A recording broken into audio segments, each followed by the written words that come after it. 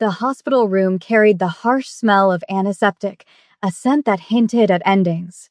Sarah, a frail African-American woman, lay in bed, her eyes fixed on the cracked ceiling. The constant hum of the fluorescent lights was a dull thrum. Her world had shrunk to these four walls.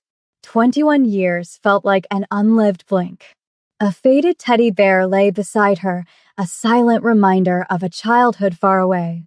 Today was February 13th, a fact she knew only because an orderly had mentioned tomorrow's holiday, a cruel irony for someone so utterly alone. A tear rolled down her temple. The door scraped open, startling Sarah. A tall, impeccably dressed man filled the doorway. He wasn't a doctor or a nurse. This man radiated dangerous efficiency. His dark Mafia suit, worn over a crisp white-collared shirt, was tailored with a precision that spoke of immense power. His dark, sharp eyes scanned the room, making Sarah's breath catch. He looked out of place, like a wolf in a lamb's enclosure. Jean, a formidable Korean Mafia boss, was looking for room 307. A wrong turn had led him here, to a room steeped in visible sorrow. His gaze, usually cold, softened imperceptibly as it landed on Sarah, her small frame almost swallowed by the bed. He stood for a moment, an unfamiliar knot tightening in his chest. The silence stretched, broken only by the rhythmic beep of a machine beside her bed. He had come prepared for stern warnings, not for this heartbreaking scene. The scent of disinfectant mingled with a ghost of faded rose petals, though there were no flowers. He felt an unusual sense of intrusion, a feeling he hadn't experienced in years. The brutal world of his making as a Mafia boss seemed to recede, leaving only this quiet space, this dying girl, and his own unexpected unease. He registered the Ford drip, the monitor, the stark reality of her situation. Sarah, her voice a reedy whisper barely audible, finally broke the spell. You must have the wrong room. Her throat felt like sandpaper. He was a predator, terrifying, and she was prey, too weary to even tremble. Jean, caught off guard, stiffened. He cleared his throat.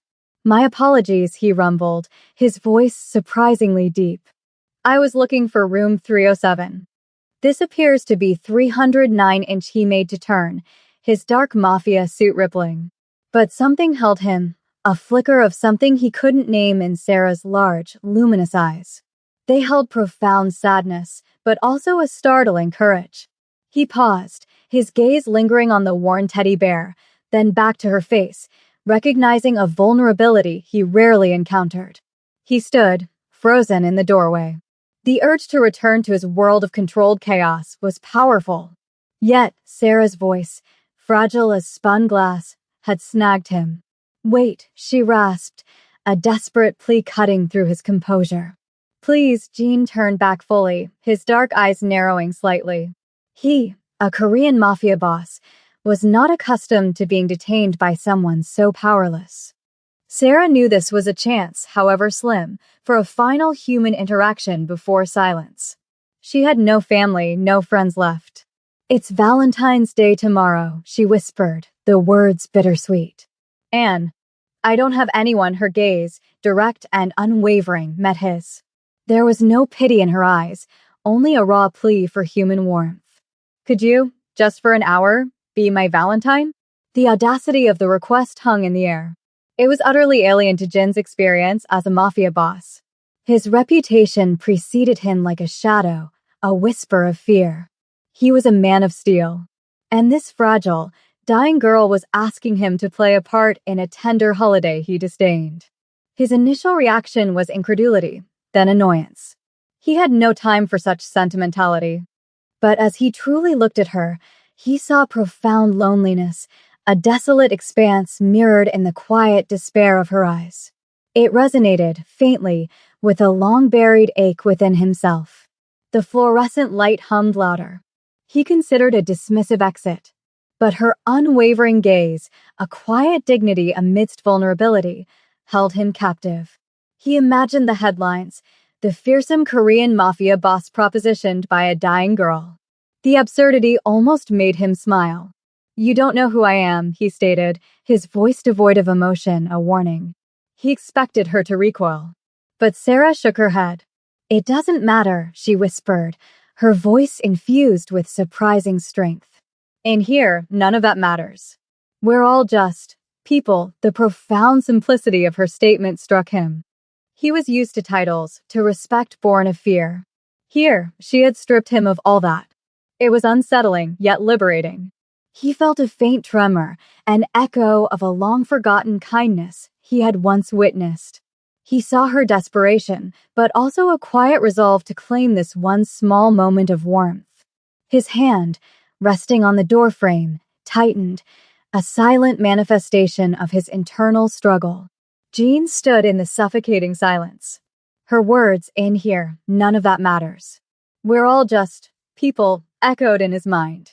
It was a concept so foreign to his existence as a powerful mafia boss that it momentarily disarmed him. He was a force to be reckoned with. Yet here, under the gaze of a dying girl, he felt stripped of his armor. He remembered a cold, rain-slicked alleyway from his youth. He had been a boy then, hungry and alone. An old woman had offered him a steamed bun, a simple act of human kindness. He had buried that moment, replaced by the hardened mafia boss he had become. Sarah watched him, a fragile hope flickering. I know it's a strange request, she said, softer now. But I just don't want to be completely alone tomorrow. Not on Valentine's Day, a tear escaped. I used to love Valentine's Day, she murmured, a faint smile touching her lips. My mother, Clara, she used to give me a single red rose every year. Even when we had nothing else, she always found a way, her voice caught. Her mother, gone too soon, had been her world. After her, the world had become colder. She was truly, utterly alone. Jean felt an unfamiliar twist in his gut. The memory of the old woman resurfaced. He had taken the bun, not just out of hunger, but a desperate need for human acknowledgement. This was a direct appeal to his humanity, something he believed he had eradicated. He looked at Sarah, at the hope in her eyes, the tear clinging to her lash. He saw profound courage. Her mother giving her a rose, a symbol of hope amidst scarcity, resonated with a primal part of him he rarely allowed to surface. He could simply walk away. He had a crucial meeting tonight. But her image, so fragile yet resolute, haunted him, demanding a response beyond logic. The rhythmic beeping of the machine seemed to accelerate, mirroring his internal debate. A profound stillness settled. Sarah held her breath, searching his face. She braced for rejection. He was a mafia boss. Her plea had no place in his world. Yet, a stubborn ember of hope refused to be extinguished. Jean finally moved, a slow, deliberate shifting. He reached into the inner pocket of his dark mafia suit jacket, over his white-collared shirt. Sarah's eyes widened, a flicker of fear. Was he reaching for a weapon? He withdrew not a weapon, but a small, intricately folded silk handkerchief, pristine white. He unfolded it, revealing a single, perfectly formed, deep red rosebud, its petals still tight. The contrast was breathtaking, an unexpected splash of vibrant color. Sarah gasped. It is not Valentine's Day yet, Jean stated, his voice low, but now with quiet sincerity.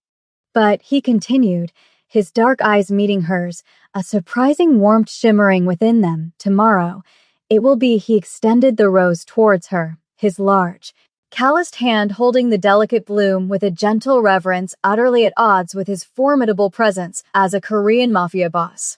Consider this, a down payment. His lips, usually grim, softened almost imperceptibly, a hint of a smile far deeper than amusement.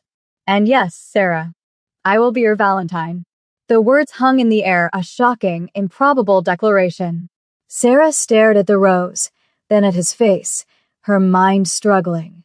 A wave of emotion, so potent it threatened to overwhelm her, washed over her. It was the joy of not being alone, the breathtaking surprise of unexpected kindness. Tears, hot and abundant, streamed down her face, tears of gratitude, of being seen, truly seen. She reached out a trembling hand, her fingers brushing the soft petals. It felt real, a tangible piece of beauty and hope. "Thank you," she whispered, choked with emotion. "Thank you, Jean." The mention of his name, spoken with tender vulnerability, settled something within him, a subtle shift in the walls around his heart. He watched her, a strange, unfamiliar peace blossoming in his chest. The weight of his world seemed to recede. The rose, a vibrant splash of defiance, glowed with a quiet promise, a symbol of hope planted in the most unlikely of places.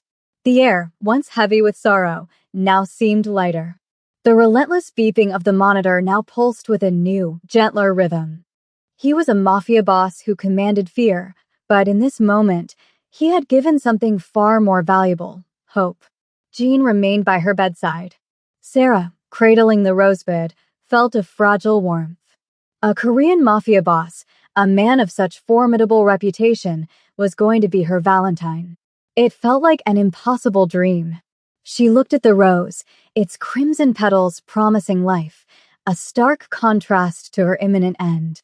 It was a small thing, yet it held immense meaning, a symbol of being remembered. How did you have a rose?" she finally asked, her voice weak but curious. A faint wry twist touched Jin's lips. "A detail from a negotiation," he replied. "A peace offering of sorts from a misguided rival. I found it unnecessary for my purposes." He didn't elaborate. She understood. Intuitively, his world was complex. He glanced at his heavy, expensive watch. "I have other engagements," he stated, his voice returning to its measured tone, though a softness lingered. "But I will return tomorrow." With another rose, the promise, simple and direct, solidified their connection. It was a commitment. Sarah felt a surge of emotion. "You don't have to," she whispered. "I know." His gaze met hers, a silent assurance. "But I will." There was quiet determination. He was a man of his word, a mafia boss, and a promise was sacred. As he turned to leave, his dark mafia suit disappearing, the room seemed to regain its emptiness, yet it was an emptiness now filled with the fragrant ghost of a rose and the warmth of an impossible promise. Sarah held the rosebud to her cheek. She closed her eyes, a faint smile playing on her lips. For the first time in a long time, she felt a flicker of hope, a fragile anticipation for tomorrow. The image of his stern face, softened by the unexpected gesture, imprinted itself on her mind. His world, woven with dark threads of power and danger, had briefly intersected with hers, creating a profound beauty. She wondered what kind of burdens he carried as a mafia boss. His eyes, though hardened, held a flicker she recognized: loneliness, unspoken sorrow. The beeping of the monitor now felt like a steady, comforting rhythm. In this small, sterile room, a fragile new beginning had unfurled, unexpected and profoundly moving. Jean stepped out into the hospital corridor, the fluorescent lights harsh after the subdued intimacy. The air felt colder, sharper. His mind, usually a fortress of strategic calculations, felt disoriented. His phone flashed with urgent messages from lieutenants. He had a meeting with a rival crime family leader in 2 hours. Yet, the image of Sarah's fragile hand clutching the rosebud eclipsed the looming threat. It was a sensation he hadn't accounted for as a mafia boss. He walked past nurses and doctors. For Jean, the world seemed to have tilted. He was a mafia boss who understood power. Tenderness, vulnerability, innocent requests, these were not currencies in his empire. And yet, he had promised. The absurdity gnawed at him. A memory flickered, his younger brother, Minjun, in a hospital bed, ravaged by fever. Jean, barely a teenager, had sat vigil. Minjun had loved roses. Jean had promised him a garden full of roses. But the promise remained unfulfilled, buried with Minjun. The guilt had driven him, fueled his ambition, hardened him into the powerful Korean mafia boss he was. He had forgotten the simple beauty of a rose. Now he understood. The old woman in the alley, the steamed bun, a seed planted. And Sarah, with her impossible request, had watered it, causing a long dormant sprout to push through the hardened earth of his heart. He felt profound disquiet. His carefully constructed world, built on control, was incomplete. He reached his sleek black car. "To the office," he commanded, his voice authoritative. And then, "I need flowers. Red roses. The freshest you can find." His driver, Jae-woo, merely nodded. The city lights twinkled as dusk settled. Jean stared out the window, his reflection superimposed against the cityscape, the brutal reality of his making as a mafia boss and the fragile, unexpected humanity he had rediscovered. The weight of his brother's memory, long suppressed, felt tangible. The rose had become a bridge, forcing him to confront the empty spaces within himself. The following morning dawned gray and drizzly. But within Sarah's room, anticipation had taken root. She awoke to her phone displaying February 14th, Valentine's Day. She looked at the rosebud Jean had left, its petals unfurling. A faint smile, one she hadn't felt in months, touched her lips. She was weak, but today there was a lightness in her spirit. She recalled memories of her mother, Clara, and the single red rose. "Even the smallest kindness can grow into something beautiful, my butterfly," Clara used to say. Sarah often felt like a withered butterfly now. But today, a tiny flutter of life stirred.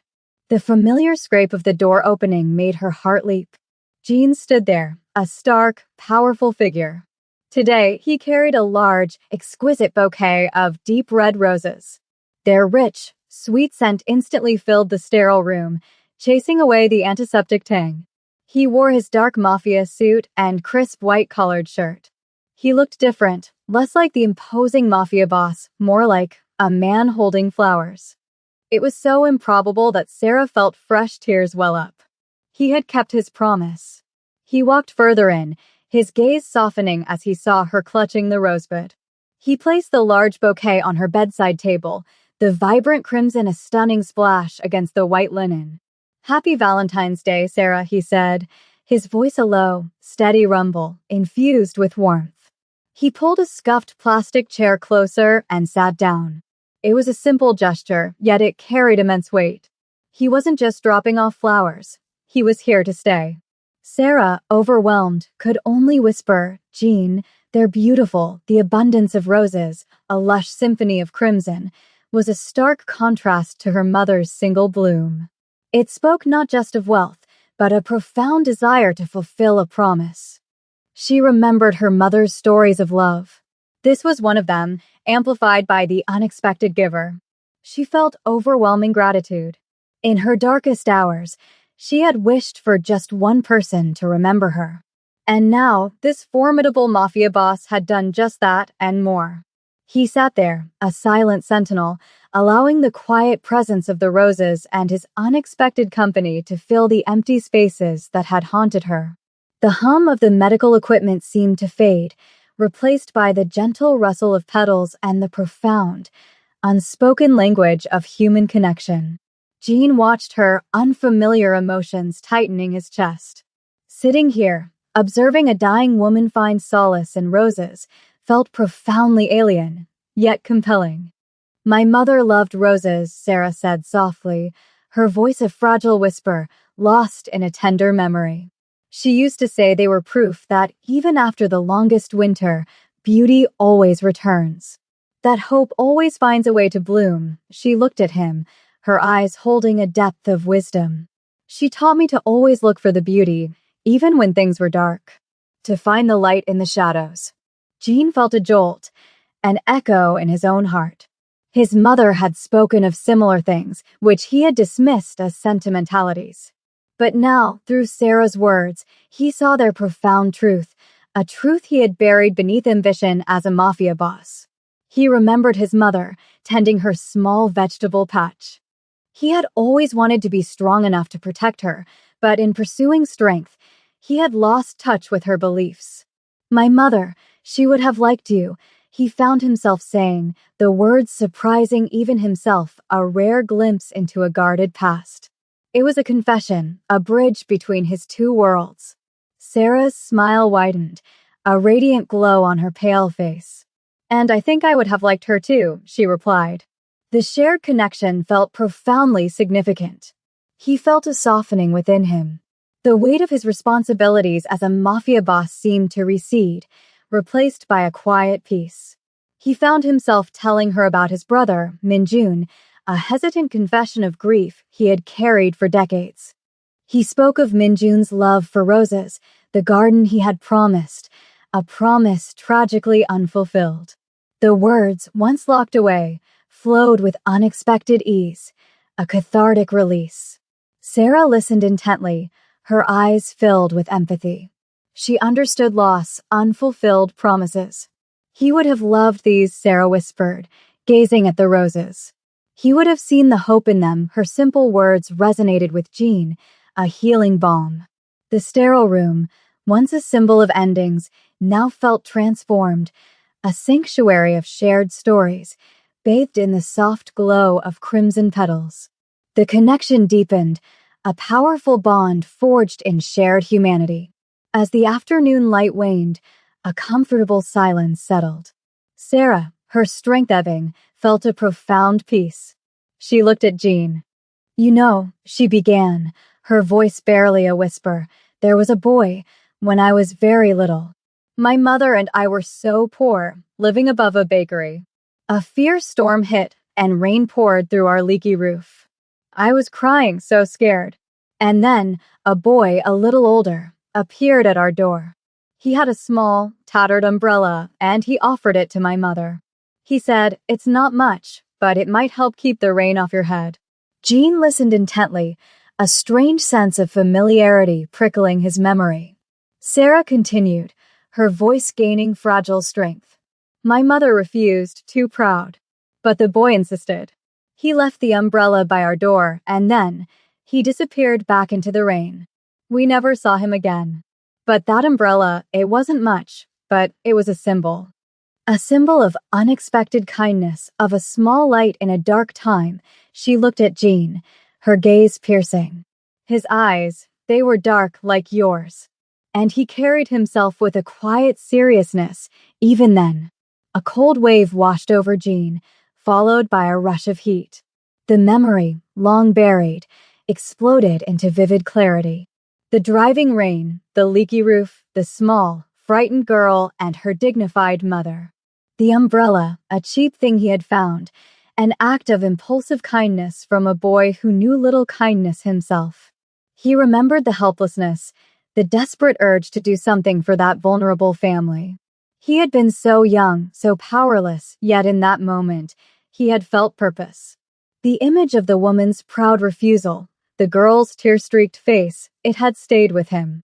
He had fled soon after, embarking on the path that led him to become the formidable Korean mafia boss, pushing that memory deep into his mind. Now, decades later, the pieces clicked. He was that boy. Sarah was that child.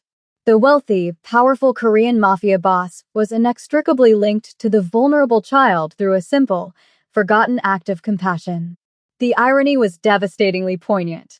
He, the fearsome mafia boss, had built an empire on strength, only to be reminded of his earliest act of pure, selfless compassion by the very recipient of that act, now a dying woman.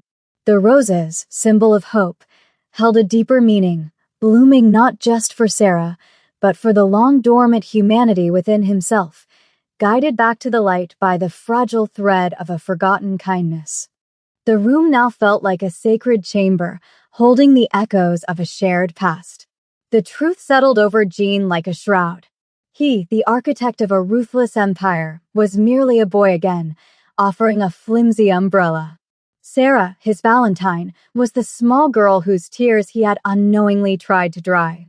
The revelation left him speechless, stripping away his defenses, exposing the raw, vulnerable core he had hidden for decades. The world outside faded. All that remained was this sterile room, the scent of roses, and the profound weight of their shared history. He reached for her hand, his large, powerful fingers gently enclosing her frail ones. His touch was surprisingly tender. "Sarah," he said, his voice husky with emotion, a rare tremor. "It was me.